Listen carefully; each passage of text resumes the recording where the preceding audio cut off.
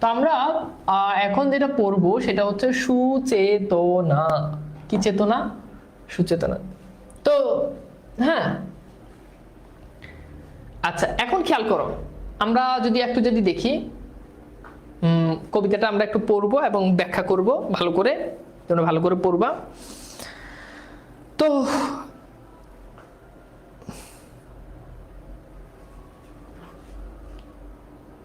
তো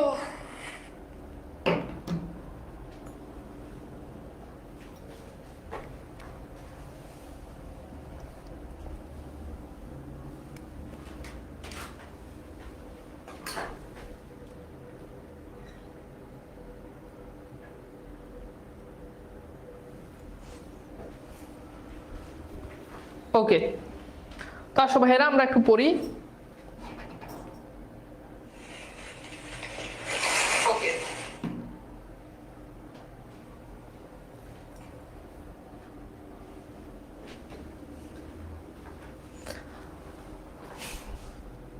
তো এটা আরো সহজ কবিতা, যদি একটু এই কবিতাটা একটু মানে ফিলোসফিক্যাল, এই জন্য একটু ভালো করে এটা বুঝতে হবে, নাহলে আসলে পারবা না। হ্যাঁ, ওকে, তো চলো আমরা একটু পড়ি কবিতাটা, এটা বুঝতে হবে। তো খেয়াল করো, প্রথমত আমরা যেটা পড়বো সেটা হচ্ছে কবিতাটা নিয়ে একটু পড়ি। সুচেতনা তুমি এক দূরতম দ্বীপ, বিকেলে নক্ষত্রের কাছে, সেইখানে দারুচিনি বনানীর ফাঁকে নির্জনতা আছে। তো এখানে আমরা যদি একটু দেখি যে আমরা সুচেতনা বলতে আসলে লেখক এখানে একটা মানে সুচেতনা, তুমি যদি এমনি যে চেতনা, চেতনা মানে কি? চেতনা কেমন চেতনা, সেটা হচ্ছে সুচেতনা, তাই না? এরকম শব্দটার শাব্দিক অর্থ যদি বিশ্লেষণ করি এরকম। বাট এখানে সুচেতনা বলতে লেখক একটা ধারণাকে বুঝাচ্ছেন বা একটা বিশ্বাসকে বুঝাচ্ছেন, যেখানে বলতেছে যে সুচেতনা তুমি একটা দূরতম দ্বীপ। দূরতম দ্বীপ মানে কি? যে সুচেতনা তুমি হচ্ছে একটা দূরের দ্বীপের মতো। কিসের? দূরের দ্বীপের মতো। এখন কিছু রাজার ছেলে আছে, রাজার ছেলে বলবে দ্বীপ কি? পদ্মার সুচেতনা একটা কবিতা না, আলাদা কবিতা, ঠিক আছে? আচ্ছা, তা এখন 25 ব্যাচের পোলাপাইন তো এখন ক্লাস করে না, মানে 25 ব্যাচের পোলাপাইনের তো এগুলো নাই, ওই জন্য এখন স্টুডেন্ট কমে গেছে। তো কমে যাওয়াটা স্বাভাবিক, এটা অস্বাভাবিক কিছু না, হতাশ হওয়ার কিছু নাই। তো যেখানে ছিলাম, এখন কিছু রাজার ছেলে আছে বলবে দ্বীপ কি? দ্বীপ হচ্ছে মনে রাখবা যে ধরো এরকম সমুদ্র, পানি, হ্যাঁ, পানির মধ্যে এরকম একটা মাটির একটা অংশ জেগে উঠেছে। সেন্ট মার্টিন দ্বীপ বলে না, পুরো সমুদ্রের মধ্যে একটা দেখা যাচ্ছে কি একটা ভূমি জেগে উঠেছে, এটাকে বলে দ্বীপ। তো বলছে সুচেতনা তুমি এক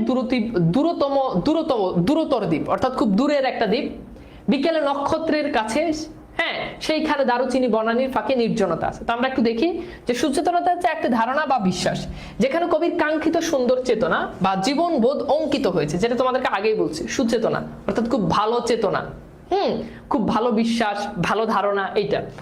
এরপর বলছে কল্পনায় কবি দেখতে পান সুচেতনা একটি দ্বীপের মতো, লোকালয় থেকে বিচ্ছিন্ন, যেখানে সবুজে মিশে আছে নির্জনতা। নক্ষত্র থেকে বনের গাছের ফাঁকে ফাঁকে সর্বত্রই এই শুভ চেতনার বিস্তীর্ণ হলেও বিরাজমান নয়। তার মানে বুঝতে পারতেছ যে সুচেতনা হচ্ছে দূরের একটা দ্বীপের মতো, প্রথম লাইনে বলছে এটা।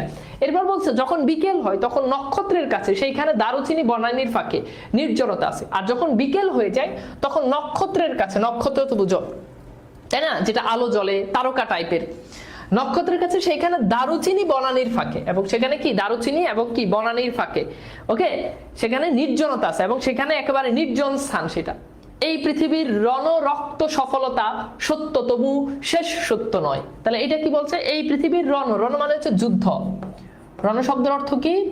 যুদ্ধ।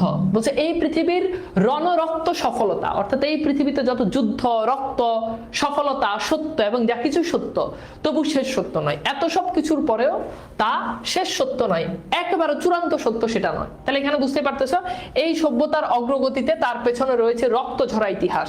এই যে আজকের যে সভ্যতা, যুদ্ধ ছাড়া কি এই সভ্যতা সম্ভব বলতো? যুদ্ধ হয়েছে, হ্যাঁ। তো এইখানে এই জন্য আমরা দেখি যে ইতিহাসে সবথেকে বড় দুটো যুদ্ধের ভিতরে রয়েছে প্রথম বিশ্বযুদ্ধ, দ্বিতীয় বিশ্বযুদ্ধ, এরপর আমাদের বাংলাদেশ পাকিস্তান যুদ্ধ, এরকম তো অনেক যুদ্ধ আছে। তো বলছে যুদ্ধের ইতিহাস, হিংস্রতা আর বর্বরতা ইতিহাসে, হ্যাঁ, যে পৃথিবীকে তুলেছে নোংরা, এই রক্ত, যুদ্ধ আর হিংস্রতার ধারা পৃথিবীতে এখনো অব্যাহত রয়েছে।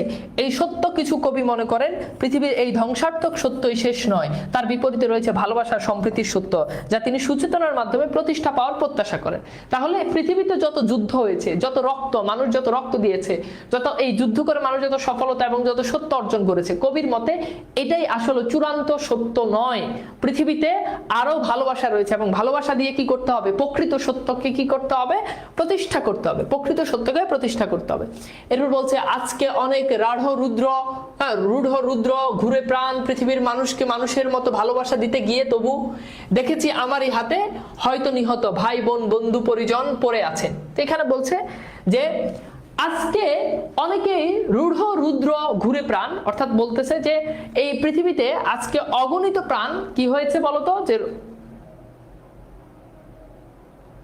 এখানে বলছে যে আজকের এই পৃথিবীতে রূঢ় এবং রুদ্র ঘুরে প্রাণ, অর্থাৎ অনেক ঘুরে কঠিন অবস্থা, যে কোনো রুদ্র সবকিছুর মধ্য দিয়ে, রূঢ় মানে কি কঠিন বুঝায়, তাই না? আর রৌদ্র মানে কি খুবই জ্বলন্ত উজ্জ্বল।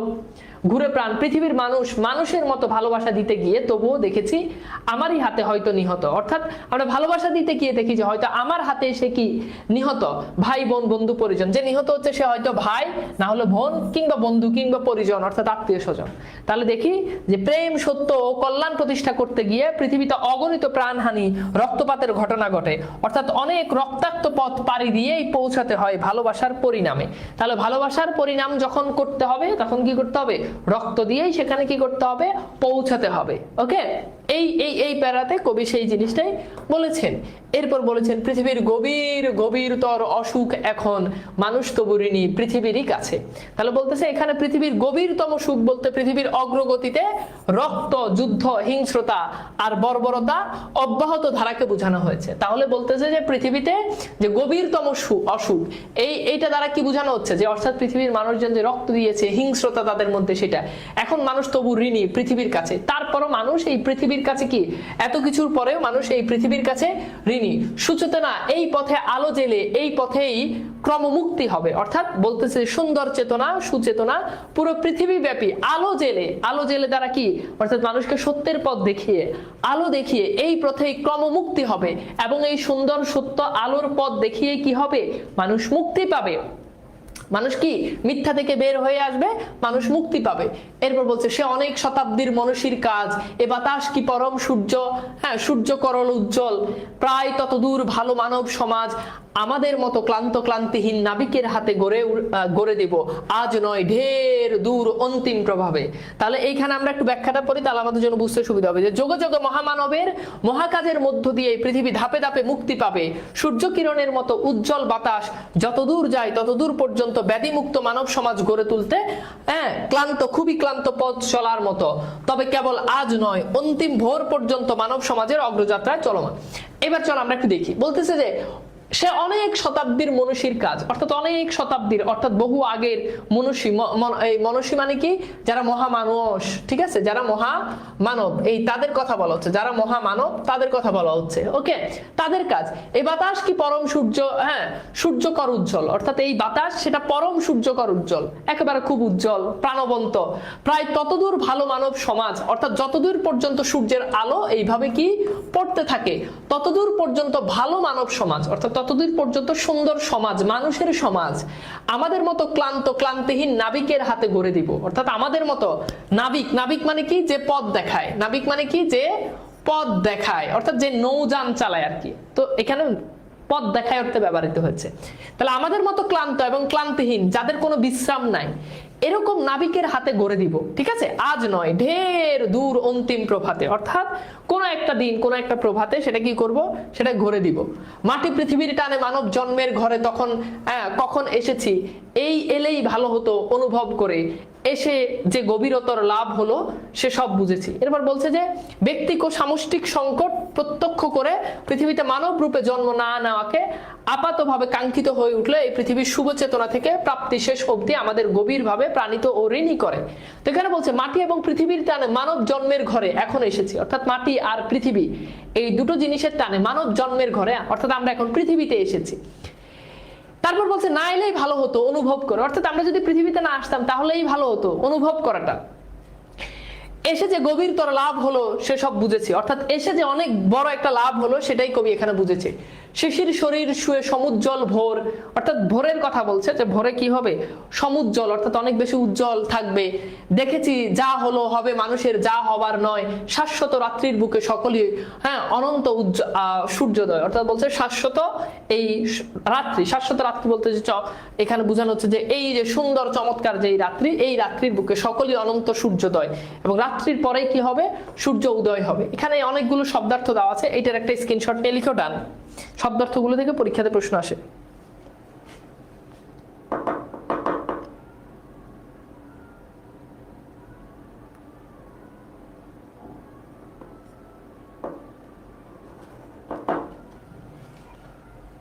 বুঝছো, এখন এখন এখন আমাকে যদি বলা হয়, বুঝছো, আমি আমাদের পাঠ্য বইতে, মানে আমার অনেস্ট রিয়াকশন, আমাকে যদি বলা হয় যে মানে আমাদের পাঠ্য বইতে এই সুচেতনা কবিতা যেটা আছে, এই সুচেতনা কবিতা মানে আপনি কোন কবিতাটা বাদ দিবেন, আমি প্রথমে সবার আগে এটা বাদ দিব, মানে সবার আগে মানে কোনো কথাবার্তা ছাড়াই আমি এই কবিতাটা বাদ দিব, মানে কোনো কথাবার্তা ছাড়া বাদ দিয়ে দিব। কেন বাদ দিয়ে দিব তো বুঝতে পারতেছো তোমরা, কেন বাদ দিয়ে দিব, মানে অনেক কঠিন এটা না, মানে ধরো বিভীষণের প্রতি মেঘনাদ, এটার থেকে তার এটা বেশি কঠিন না, তবু আমি এটাকে বাদ দিব, কঠিন সেই হিসাবে বাদ দিব না, বাট আমি বাদ দিব। কেন বাদ দিবে এবার তোমরা বাকিটা বুঝে নাও। ওকে, এবার আসো তো আমরা একটু শব্দার্থগুলো দেখি, তাহলে আরো ভালো বুঝবা। তাহলে খেয়াল করে দেখো, এখানে বলছে যে সুচেতনা মানে কি, সুন্দর মহৎ চেতনা, আর দূরতম মানে অনেক দূর, দ্বীপ মানে চারদিকে পানি বেষ্টিত ভূভাগ, দারুচিনি হচ্ছে একটা দ্বীপের নাম, আর বনানী বলতে এখানে বোঝানো হচ্ছে বন, নির্জনতা মানে মানে যেখানে মানুষজন নাই এমন, রণ মানে যুদ্ধ, রূঢ় মানে কঠিন, পরিজন মানে আত্মীয় স্বজন, অসুখ মানে পীড়া মানে সুখের অভাব, আর ঋণী মানে হচ্ছে তো বুঝতে পারতেছো, ক্রমমুক্তি মানে হচ্ছে ক্রমশ স্বাধীন মানে আস্তে আস্তে স্বাধীন হবে, বলুষী মানে হচ্ছে প্রজ্ঞা সম্পূর্ণ অর্থাৎ জ্ঞানী মহামানব।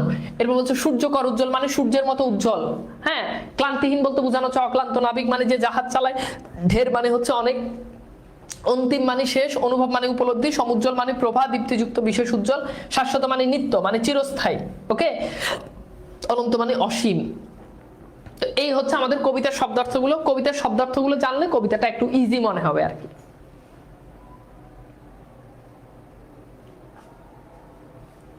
ওকে, তো এখানে এটা তোমরা হচ্ছে ইয়েগুলো পড়ে নিবা, দ্যাটস ইট, এটাই বুঝতে পারছো।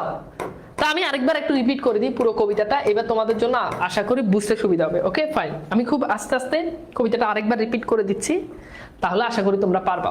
এই কবিতাটা থেকে এমসিকিউও মানে আমাদের পরীক্ষাতে এখন পর্যন্ত মনে হয় যে একটা সিকিউ মনে হয় আসে নাই কোনো বোর্ডে, আমি যদি ভুল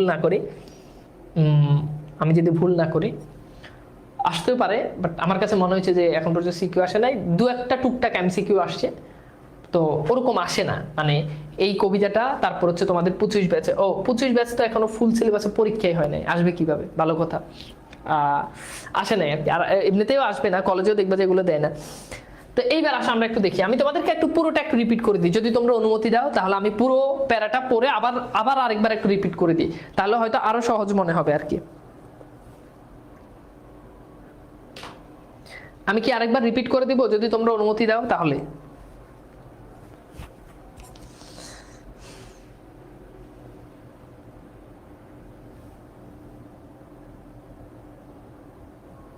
ওকে, হ্যাঁ তাহলে আমি আরেকবার একটু রিপিট করে দিচ্ছি নাকি?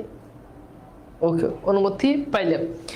ওকে, তো এখানে বলছে সুচেতনা তুমি এক দূরতম দ্বীপ, অর্থাৎ সুচেতনাকে, অর্থাৎ মানুষের যে সুন্দর চেতনা, ঠিক আছে, এটাকে কবি একটা সুন্দর চেতনাকে একটা দূরের দ্বীপের সাথে তুলনা করেছেন, যেখানে বিকেল যখন হবে তখন নক্ষত্রের কাছে সেইখানে দারুচিনি বনানী, অর্থাৎ যখন বিকেল হবে তখন নক্ষত্রের কাছে দারুচিনি, অর্থাৎ দারুচিনি হচ্ছে একটা দ্বীপের নাম, এবং বনানী মানে বোঝানো হচ্ছে বন, এই বনের ফাঁকে নির্জনতা আছে, এবং সেইখানে নক্ষত্রের কাছে, সেইখানে বিকেল যখন হবে তখন বনের কাছে কিংবা দ্বীপের কাছে কি থাকবে, একটা নির্জনতা থাকবে, একটা নির্জনতা বিরাজ করবে, ঠান্ডা কলহর মুক্ত, ওকে, সেটা কি করবে, বিরাজ করবে। এরপর বলছে এই পৃথিবীতে, অর্থাৎ এই পৃথিবীতে রণ রক্ত সফলতা সত্য, অর্থাৎ এই পৃথিবীতে যত যুদ্ধ হয়েছে, মানুষ যত রক্ত দিয়েছে, মানুষ যত সফলতা অর্জন করেছে, যত সত্য মানুষ কি করেছে, অর্জন করেছে, তবুও এই সব কিছুই শেষ সত্য নয়, যা কিছু সত্য তারপরেও আরো কিছু সত্য রয়ে যায়। আজকে অনেক রুদ্র ঘুরে প্রাণ, অর্থাৎ আজকে অনেক কি মানুষের কঠিন, রুদ্র মানে কি, রৌদ্র, হ্যাঁ উত্তাপ, ঘুরে প্রাণ, পৃথিবীর মানুষ মানুষের ভালোবাসা দিতে গিয়ে তবুও দেখেছি আমারই হাতে হয়তো নিহত ভাই বোন। অর্থাৎ আমরা ভালোবাসা দিতে গিয়ে দেখেছি যে আমারই হাতে হয়তোবা আরেকজন কি হয়ে যাচ্ছে, তার প্রাণ বিনাশ হয়ে যাচ্ছে।